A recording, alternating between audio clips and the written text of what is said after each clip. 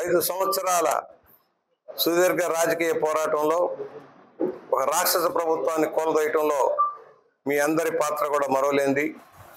ప్రజాభిప్రాయాన్ని వెలుగులోకి తేవటంలోనూ ప్రజల యొక్క మనసుల్ని అర్థం చేసుకుని ఏ విధమైన ప్రభుత్వం రావాలని కోరుకున్నారో దానికి దోహదపడ్డ మీ అందరికీ ధన్యవాదాలు.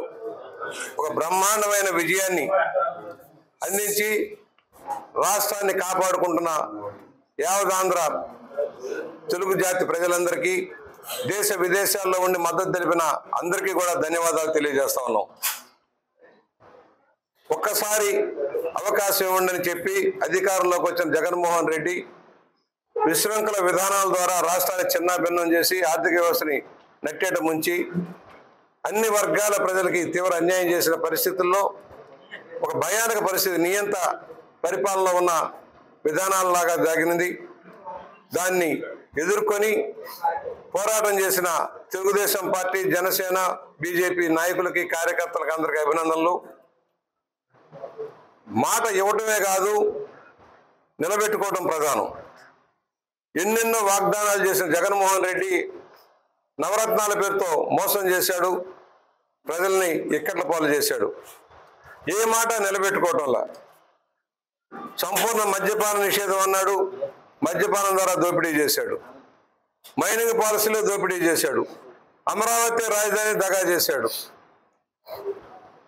ఇవాళ 3,000 రూపాయలు పెన్షన్ పెంచుతానని 5 ఏళ్ళకి కానీ పెంచలేదు. ఈ విధమైన మాట తప్పి మడం తిప్పిన మనిషి జగన్మోహన్ రెడ్డి.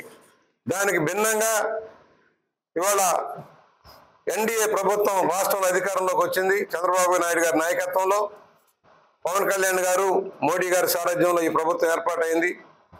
ఏదైతే ఎన్నికల ముందు వాగ్దానాలు చేశామో, ప్రజలకి 6 పాయింట్ ఫార్ములా పెట్టామో, దాన్ని ఇవాళ అమలు చేసే విధానంలో ముందుకు సాగుతా ఉన్నాం. ఒకవైపు ఆర్థికమైన ఇబ్బందులు ఉన్నాయి, అనేక అవరోధాలు ఉన్నాయి, అభివృద్ధి లేదు, సంక్షేమం గాలిలో కొట్టుకుపోయింది, అవినీతి విశృంఖలంగా నడిచిపోయింది, అధికార గణం తప్పుదారిలో నడిచారు.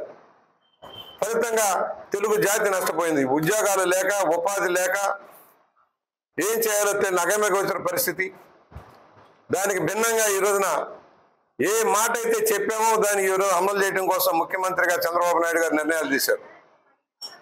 ఒకటి, నిరుద్యోగ యువత కోసం ఏనాడు లేనన్ని పోస్టులు, 16,000 పైచిలకు పోస్టులు ఇవాళ సెలక్షన్ కమిషన్కి అప్పచెప్పి డిసెంబర్ లోపల భర్తీ చేయాలని, ఉపాధ్యాయ పోస్టులు అన్నీ కూడా